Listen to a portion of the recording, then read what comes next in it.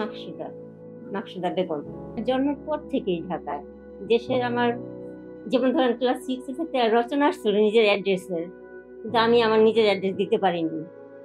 এই কারণে দিতে পারিনি কারণ আমি কখনো যাইনি, আমি দেখিনি, আমার অ্যাড্রেস জানা নাই। কারণ ওই পাশের যে ক্লাসমেট ছিল ওকে বলছি তোর অ্যাড্রেসটা বল আমি দেই। ও আবার ছিল বিক্রমপুরের, কারণ ওর অ্যাড্রেসটা দিয়া তোর গ্রামের ঠিকানা অন্য একটা নাম দিছি যে এটা দিয়ে একসাথে নিলে মিলে যাবে। স্কুল টিএনটি স্কুল ছিল। আমি আবার কারিগরি স্কুলেও পড়ছি, লেখাপড়া ওই যে লেখাপড়ার পাশে কাজ শিখছি, সেলাই কাজ শিখছি, পাটের কাজ শিখছি, পাট দিয়া চিকা বানাইতে জানি, পুতুল বানাতাম, বিভিন্ন ডিজাইনের কামরাঙা ম্যাট এসব তৈরি করতে পারতাম। মানে আমাদের না একটা আমাদের দুই বোনের একটা ইচ্ছা ছিল কি মানে শখ ছিল কোনোখানে শুনতাম যদি ওইখানে একটা কাজ হইতেছে সুন্দর, আমরা দুই বোন ওইখানে করতাম।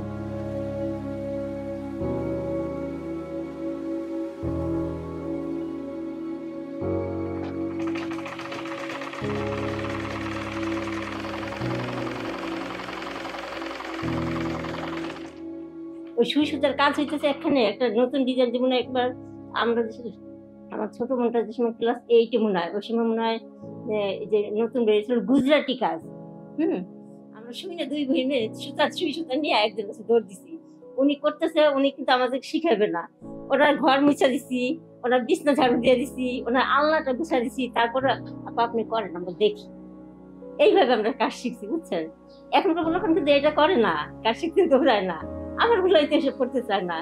আমরা এইভাবে আমরা দুই বোনে কাজ শিখতে যেতাম, যেখানে দেখতাম ওই দর্জির দোকান থেকে ব্লাউজ গুলো আই না হাতের কাজগুলো করতাম। এই যে ইগুলা গলাটা হাতের, কোমরটা হাতের, হাতাটা হাতের, এই কাজগুলো বোতাম গুলো লাগানো, দুই বোনে এগুলো ঘরে বসে বসে করতাম। ওই সময় 2 টাকা করে দিত, বুঝলেন। তারপর মনে করেন 100 করলে আমরা 200 টাকা হইতো, দুই বোনে খুব খুশি। 200 টাকা আমরা মার্কেট করতে পারতাম। যাই হোক এরকম করে তারপর মনে করেন লেখাপড়া ভালোই চললো, এসএসসি পাস করলাম। তারপর মা দেশে চলে গেলো, মার সাথে দেশে গেলাম যে মাকে তো পাহারা দিতে হবে। মার সাথে যাওয়ার পরে 93 আমার বিয়ে হলো। বিয়ে হলো পরে তো শ্বশুরবাড়ি চললাম, তা চাইছিলাম তখন লেখাপড়া করতে, কারণ আমার লেখাপড়াটার অনেক ইচ্ছা ছিল। মানে আমাদের যে সামর্থ্য ছিল না, তারপর বসে বসে ভাবতাম যে আমি যদি বাংলাদেশে পড়ালেখা শেষ করতে পারতাম, যদি আমি বাহিরে যেতে পারতাম, কিন্তু সম্ভব না। তারপর স্বপ্নটা আইসা পড়তো যদি পারতাম।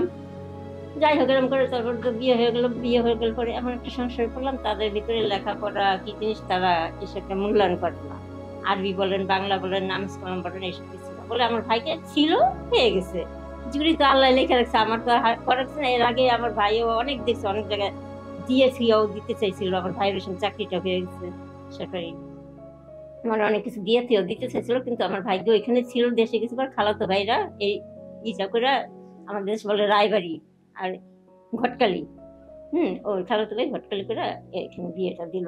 তবে একটা দিক ছিল, ওরা যেমন মানে কিছু ছিল না, কিন্তু আমার খুব সম্মান করতো। কিচ্ছু নাই, 5 টাকা দিয়ে একটা লিপস্টিক দিবে এরকম নাই, কারণ আমার একটা লিপস্টিক তারাও 4 ভাই 4 বোন, সবার বড়টার সাথে আমার বিয়ে হয়েছে, 7টাই ছোট। ওই 7 টাকা তো দিতে হবে। এর জন্য আমার একটা 5 টাকা দামের লিপস্টিক দেওয়ার মতো ক্ষমতা ছিল, কিন্তু আমার খুব প্রচুর ভালোবাসতো। মনে মনে ভাবতাম কি আল্লাহ বিয়ায় এত শান্তি, এত সুখ, বিয়া মানে শ্বশুরবাড়ির মানুষ এত ভালোবাসে। শাশুড়িও আমার কাপড়টি, আমার নন্দে আমি কাপড় খুলে ফেলতে পারি না, আমি তো আমার পাশে টাইনা নিয়ে পুকুরে ধোয়। আমাকে এই যে ধান সিদ্ধ করে বড় বড় পাতিল, ওই পাতিলের মধ্যে পানি এনে আমার গোসল করতে দেয়। আমার যে কি তুলু তুলু করে, মানে আমার খুব মানে শান্তি। আমি খাইতে না পারি, কিনতে না পারি, আমার সুখে একটা জিনিস না দেখ, মানে সুখ যে একটা জিনিস। তারপর আমার শ্বশুর, আমার তো বাবা নেই ছোটবেলাতে, শ্বশুর আসতে বৌমা, যাইতে বৌমা, কি যে ভালো লাগে জীবনটা। কিন্তু একে একে যখন আমার 3টা মেয়ে হয়ে গেলো, তখন আমি এত কাটা হয়ে গেলাম, বলার বাইরে, এখন আমার কেউ দেখতেই পারে না। এই যে শুধু মেয়ে হইতেছে, আমার শাশুড়ি তো দেশ গ্রামের বাংলা ভাষা আমার অনেক কথা বলতেছে। শুধু মেয়েই হচ্ছে, মেয়ে হচ্ছে, ওরও যা আছে মেয়েরও তাই। হ্যাঁ, এটা খেয়ে যাবে, নিয়ে যাবে, আর তারপর কত দিকে চেয়ে থাকবে যে আমার বাবা কবে আম কাঁঠাল নিয়ে আসবে, ইত্যাদি ইত্যাদি নানান ধরনের কথা বলতে। এই আমার অশান্তি 3 নম্বর মেয়ে হওয়াতে আমার অশান্তিটা পাচ্ছে। সেটা হয়, ওর বাবা আশা করছিল যে একটা ছেলে হবে। তখন তো তখন আমরা ওরা আমার বাচ্চাদের জীবনে এখন আল্ট্রাসাউন্ড করা, এটা করে, ওইটা করে, আমার বেলা ওইটা ছিল, কিন্তু আমার ছিল না। হুম, আমার হাজবেন্ড আবার যে এইসবের মধ্যে না, যে ডাক্তারের কাছে নিয়ে যাওয়া, ডাক্তার দেখা, পয়সা খরচা করা, এইসবের মধ্যে নাই। যাই হোক আলহামদুলিল্লাহ আমার লাগেও নাই। আমার বাসায় 3টা বাচ্চা নর্মাল হয়েছে, 4টা বাচ্চা, 5টা হয়েছে, আমার একটা মারা হয়েছে ছোটটা হচ্ছে। তার মনে করেন ওই সময় আমি এই ওই 3 নম্বর মেয়েটা বন্যা হওয়ার পর থেকে আমার একটু আর চোখেই দেখে, শুধু আমার মেয়ে হয়। আবার আমার শ্বশুর শাশুড়ি ওনার একটু বলে, তোর মেয়ে হইতেছে, তোর ভবিষ্যৎ কে দেখবে, হ্যাঁ তোর আসিস দেখে এখন আমাকে দেখো, তোরে কে দেখবে, আমার এর জন্য কান্না হয়, এটা হয় সেটা। খুব এমন ভাবে বলতো উনি, আমার উপরে বিরক্ত হইতো যে আমার মা বাবা যেটা বলতেছে ঠিকই তো বলতেছে। কারণ উনি একটু বেলায় নো চলে গেল যে অন্যখানে বিয়ে করলে হয়তো একটা ছেলে সন্তান হবে, কিন্তু বিয়ে করতো না। কিন্তু উনি যাতায়াত করতো, অন্য মেয়েদের সাথে সম্পর্ক করতো, এরকম করে। তো মনে করেন তারপরে হলো বন্যা হওয়ার পরেও এরকম 4-5 বছর আমার গ্যাপ গেল। ওই 4-5 বছরের মধ্যে ওর বাবার একটা সিএনজি ছিল, সেটা আমার চাচা শ্বশুর নিয়ে গেলো, এটা আমাদের দিল না। তখন আমাদের অভাব সংসার একটু অন্যরকমের। তখন ওই সময় 15 টাকা করে একটা ব্লাউজের মজুরি ছিল। ওই 15 টাকায় একদিন ব্লাউজ বানিয়েছিলাম, ওই 15 টাকা বাবার হাতে দিলাম। 15 টাকার মধ্যে দেখা গেছে 5 টাকার চিংড়ি মাছ আনতো, 5 টাকার তরকারি আনতো, 5 টাকার মধ্যে অন্য কিছু আনতো, বুঝছেন? এই করে আমার দিনটা চলতো। এরকম করতে করতে তারপরে বাবা বললো যে এরকম বসে থাকবো। তা এক লোক আমার কিছু ব্যাগ সেলাই করতে দিল, সিমেন্টের এই যে চালের বস্তাগুলো দিয়া। তো ওইখান থেকে উনি বলছে কি যে 100 ব্যাগ হবে, আসলে ওইখানে 120টা না 30টা ব্যাগ হয়েছে। তো 100 ব্যাগ ওনার দিয়ে ওই 20-30টা আমি নিজে তৈরি করে নিজে বাজারে ছেড়ে দিলাম। যেমন দেখুন যে ভালোই প্রফিটটা আসলো। তাহলে আমরা এই বস্তা কিনে দেই, এই আবার করলাম কি ওই বস্তা কিনলাম। আমরা সব মা মেয়ে মিলে রাত 2:30-3টা পর্যন্ত ওই এক বস্তা কাজ একদিন আমরা শেষ করতে চাইতাম, কারণ 100টা টাকা হবে। আমি 30 বস্তা মাসে করতে পারবো, আমার 30টা বস্তা হবে, 3000 টাকা হবে। তাহলে ওদের পড়ার খরচাটা আমার আসে সংসারে। তাহলে ওর বাবার কাছে চাইতে হয় না, কারণ ওর বাবার কাছে চাই এখন পাওয়াও যায় না। আর উল্টা এমন ভাবে একটা খেজি দিয়ে কথা বলতো, আর কোনো কথা বলে আমার ভাষাই থাকবে না, চোখে পানি ছাড়া। অনেকদিন আমি আর কোনো কাজ টাজ করিনি, সেই অনেক বছরের কথা। তারপরে হঠাৎ করে আমি মেয়ে যখন ইন্টার পাস করে বিবিএতে ঢুকলো, তখন একটা প্রতিষ্ঠানে চাকরিতে ঢুকলো। ওরা ফ্রেন্ড ওকে নিয়ে দিল, ওর একটা চাকরি তখন প্রয়োজন, নাহলে লেখাপড়া বন্ধ হয়ে যায়। শুধু কন্যা ওটা দিয়ে আমার সেজো মেয়েরও লেখাপড়া চলবে, ছোটটার চলবে, এই জন্য ওইটার মধ্যে ঢুকলো। ঢুকার পরে প্রথম প্রথম অন্যান্য মানুষকে কাজ টাজ করতো। পরে একদিন আসা বললো কি, মা আমাদের তো অভাব দিতেছে, একটু কষ্ট হয়েছে, তা তুমি যদি কাজটা করো, আমাদের বিশ্বাস ছেলেটা ফিরে আসতো, তাহলে তুমি কি কাজটা করবা? তা আমি বললাম হ্যাঁ দাও, আমি পারবো। হয়তো আগে ছাড়ছি, কিন্তু চেষ্টা করলে পারবো। আগে যারা করে আসছে তো একটা আইডিয়া আছে। তারপর ওই একদিন আমার এই টেবিলের উপরে কাজ কাইটা ফার্স্টে যে স্টেপ প্লাস কাইটা আমার দেখাইলো। দেখানোর পরে পরে আমি বললাম যে আব্বু এটা এইভাবে না এইভাবে, আমি দেখি আমি পারবো। তারপর আমি ও নিল লম্বা করে, আমি পাতলা করে নিয়ে কত ইঞ্চি লম্বা লাগবে এইসব করে এই আমি কাটা ধরলাম। কাটা ধরার প্রথম প্রথম আমি রাবার লাগাইতে পারি না। এক মহিলার দিলাম, আমি রাবার দিব, সুতা দিব, উনি আমার 25 টাকা লাগাই দিবে রাবারটা।